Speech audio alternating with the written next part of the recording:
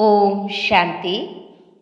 आज 24/10/1971 के अव्यक्त महावाक बाबा ने आज टाइटल दिया, नज़र से निहाल करने की विधि क्या है। क्योंकि सभी ब्रह्मावत्स अनेक आत्माओं को नज़र से निहाल करने वाले, परमात्मा से मिलन का अनुभव कराने वाले विशेष आत्माएं हैं।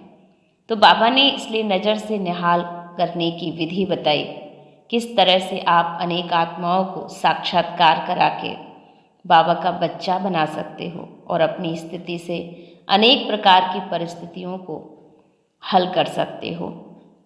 तो बाबा बोले, अपने स्वरूप और स्वदेश स्वधर्म श्रेष्ठ कर्म और श्रेष्ठ स्थिति में रहते हुए चलते हो, क्योंकि वर्तमान समय इसी स्वस्थिति की स्थिति से ही सर्व परिस्थितियों को पार कर सकेंगे, अर्थात पास विद ऑनर बन सकेंगे।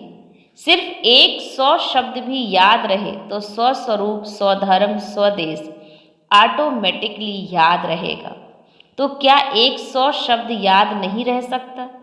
सभी आत्माओं को आवश्यकता है स्वस्वरूप और स्वधर्म में स्थित कराते स्वदेशी बनाने के।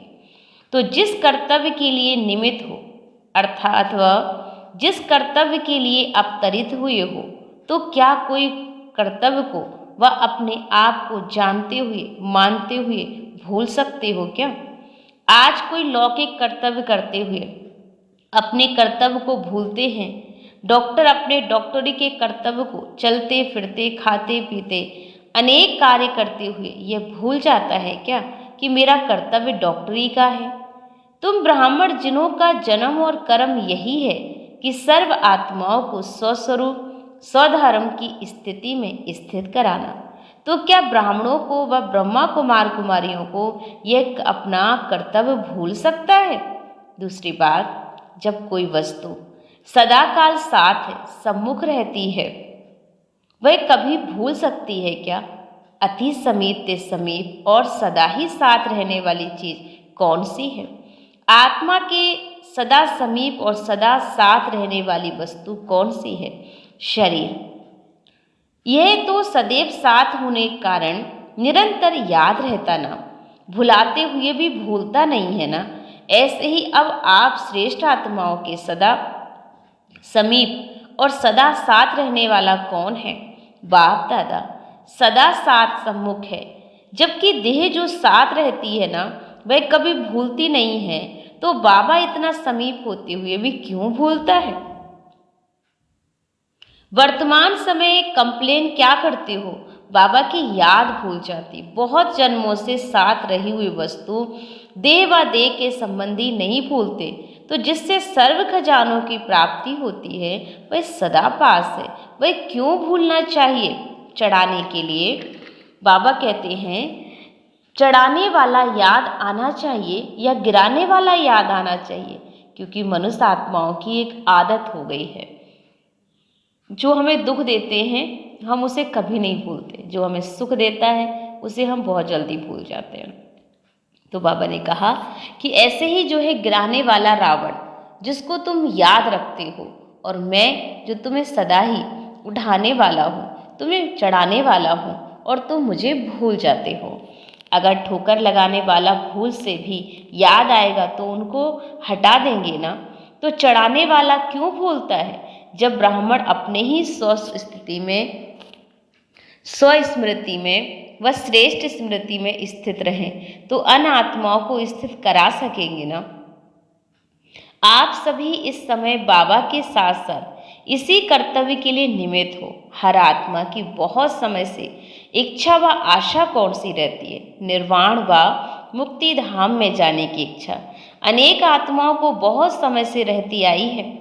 तो उन सभी आत्माओं की बहुत समय की रही हुई आश पूरी कराने के कर्तव्य के निमित्त आप ब्राह्मण हो। जब तक ऐसी स्थिति नहीं बनाएंगे तो यह कर्तव्य कौन करेगा, कैसे कराएंगे? अगर अपनी ही आस मुक्ति व जीवन मुक्ति को प्राप्त करने की अभी नहीं पूर्ण करोगे तो दूसरों को कैसे करोगे? इसलिए मुक्ति व जीवन मुक्ति का वास्तविक अनुभव क्या होता है? वह क्या मुक्ति व जीवन मुक्ति धाम अनुभव करेंगे? मुक्ति में तो अनुभव करने से परे होंगे, और जीवन मुक्ति में जीवन बंध क्या होता है वह अविद्या होने के कारण जीवन मुक्ति में है, यह भी क्या अनुभव करेंगे। लेकिन जो बाप द्वारा मुक्ति और जीवन मुक्ति का वर्षा प्राप्त होता है उसका अनुभव तो अभी ही करना है ना। निर्वाण अवस्था व मुक्ति की स्थिति अभी जान सकते हो, तो मुक्ति जीवन मुक्ति का अनुभव अभी करना है। जब स्वयं मुक्ति जीवन मुक्ति के अनुभवी होंगे तभी अनात्माओं को भी मुक्ति अर्थात अपने घर अपने राज अर्थात स्वर्ग के गेट में जाने की पास दे सकोगे।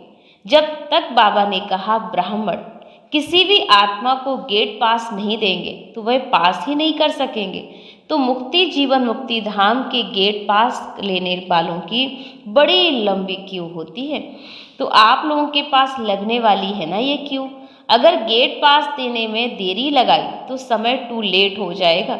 इसलिए अपने को सदा ही स्वस्वरूप स्वधर्म स्वदेशी समझने से, सदा इस स्थिति में स्थित रहने से ही एक सेकंड में किसी आत्मा को नजर से निहाल कर सकोगे। अपने कल्याण की वृत्ति से उन्होंने स्मृति दिलाते हर आत्मा को गेट पास दे सकोगे। बेचारी तड़पती हुई आत्माएं आप श्रेष्ठ आत्माओं से सिर्फ एक सेकंड में अपने जन्म जन्म की आश पूरी करने का दान मांगने आएंगी।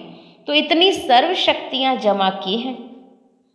जो मास्टर सर्वशक्तिवान बन एक सेकंड की विधि से उन आत्माओं को सिद्धि प्राप्त कराओ। जब साइंस रचना की शक्ति दिन प्रतिदिन काल अर्थात समय के ऊपर विजयी प्राप्त करती जा रही है, हर कार्य में बहुत थोड़े समय की विधि से कोई कार्य की सिद्धि को प्राप्त करते जा रहे हैं, तो स्विच ऑन किया और कार्य सिद्ध हुआ, तो वह विधि है ना।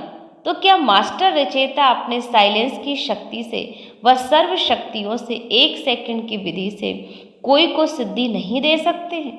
तो अब इस श्रेष्ठ सेवा की आवश्यकता है और ऐसे सेवाधारी व खुदाई खिदमतगार बनो, नैनों की ईश्वरीय खुमारी खिदमत करे, क्योंकि आत्माएं अनेक जन्मों से अनेक प्रकार के साधन करते करते थकी हुई हैं। अभी सिद्धि चाहती हैं, न कि साधना। तो सिद्धि अर्थात सदगति। तो ऐसी तड़पती हुई थकी हुई आत्माएं प्यासी आत्माओं की प्यास वह श्रेष्ठ आत्माओं के सिवाय कौन बुझाएगा, वह सिद्धि को प्राप्त कराएगा। आपके सिवाय और कोई आत्मा कर ही नहीं सकेगी। अनेक बार किया हुआ अपना श्रेष्ठ कर्तव्य याद आता है।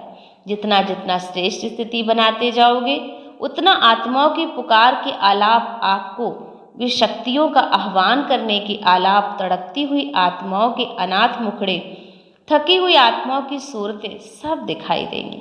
जैसे आदि स्थापना के कार्य में साकार बाबा के अनुभव का एग्जाम्पल देखा, आत्माओं की सेवा के सिवाय रुक ना सके, सिवाय सेवा के कुछ और दिखाई देता था क्या? ऐसे ही आत्माओं को सिद्धि प्राप्त कराने की लगन में मगन रहो। फिर ये छोटी छोटी बातें जिसमें अपना समय और जमा की हुई शक्तियां गवाते हो वह बच जाएंगे, वह जमा होती जाएंगी। जब एक सेकंड में अपनी पावरफुल वृत्ति से बेहद की आत्माओं की सर्विस कर सकते हो तो अपने हद की छोटी छोटी बातों में समय क्यों गवाते हो? बेहद में रहो तो हद की बातें स्वतः खत्म हो जाएंगी। आप लोग हद की बातों में समय व्यर्थ कर और फिर बेहद में टिकने चाहते हो, लेकिन अब वह समय गया। अभी तो बेहद की सर्विस में सदा तत्पर रहो तो हद की बातें आप ही छूट जाएंगी। जैसे अनात्माओं को कहते हो कि आप भक्ति से समय बर्बाद करना गोया गुड़ियों के खेल का समय है। बाबा कहते हैं ऐसे आप दूसरों को बोल कर आते हो कि गुड्डा गुड़ियों का खेल बंद करो, ये तो समय बर्बाद करना है, क्योंकि अब भक्ति काल समाप्त हो रहा है। ऐसे कहते हो ना, तो फिर आप इन हद की बातों रूपी गुड़ियों के खेल में समय क्यों बर्बाद करते हो? यह भी तो गुड़ियों का खेल है जिससे कोई प्राप्ति नहीं है, waste of time, waste of energy.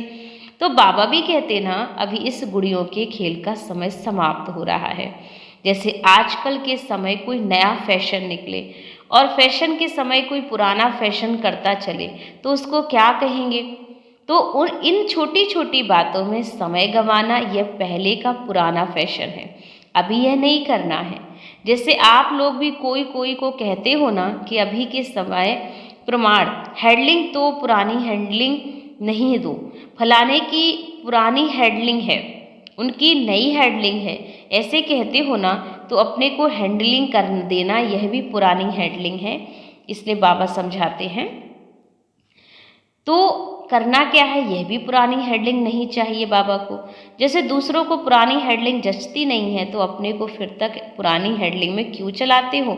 तो अभी परिवर्तन दिवस मनाओ, प्लानिंग बुद्धि वाली पार्टी है तो प्लानिंग पार्टी को नया प्लान दे रहे हैं। जैसे वह गवर्नमेंट की अभी कभी कौन विशेष दिन मनाती है, तो आप यहाँ आए हो ना, अपने आप को पुरानी रीति के रस्म चलते हुए पुरुषार्थ का परिवर्तन दिवस मनाओ, लेकिन हद का नहीं, बेहद का। मधुबन यज्ञ भूमि में आए हो ना, यज्ञ में अग्नि होती है और अग्नि में कोई भी चीज पड़ने से बहुत जल्दी मोड़ हो जाती। जैसा स्वरूप बनाना चाहो वैसा बन सकता है। तो यह यज्ञ में आए हो तो अपने आप को जैसे बनाना चाहो बना सकते हो, सहज ही बना सकते हो। यह अभ्यास बच्चों को अवश्य करते रहना होगा। तो बाबा ने आज नज़र से निहाल करने की विधि हमें सिखाई, किस तरह से हम औरों को नज़र से निहाल कर सकते हैं। ओम शांति।